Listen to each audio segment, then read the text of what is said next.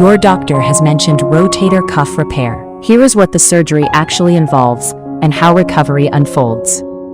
The rotator cuff is 4 muscles and tendons that wrap around the shoulder, holding the ball firmly inside its socket. A tear happens when a tendon frays or pulls away from the bone. Tears can be partial or full thickness. Surgeons often recommend repair when pain, weakness, or loss of overhead reach persists despite months of physiotherapy and medication. The goal is simple. Reattach the torn tendon back to the arm bone using strong stitches and tiny anchors.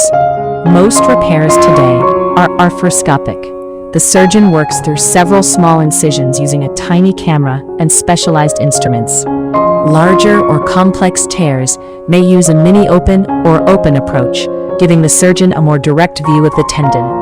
Surgery usually takes 1 to 3 hours under general anesthesia, often with a nerve block that numbs the shoulder afterward. The first 6 weeks are the protection phase. The arm stays in a sling, while the tendon anchors down to the bone. Physiotherapy progresses in stages. Passive motion first, then active movement around 6 weeks, then strengthening from 3 months onward.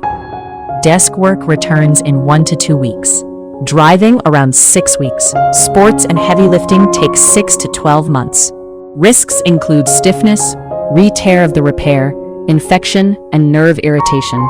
Most complications settle with continued physiotherapy and follow-up.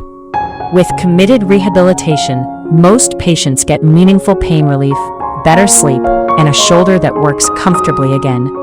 Did you know you can get this treatment abroad at the same quality you'd get in the US or Europe for a fraction of the cost? Ginger Healthcare is one of the world's most trusted medical travel companies. It helps patients to find safe and affordable care in India, Thailand, Turkey, Singapore, Dubai, Malaysia, and more. Visit ginger.healthcare or check the description for details.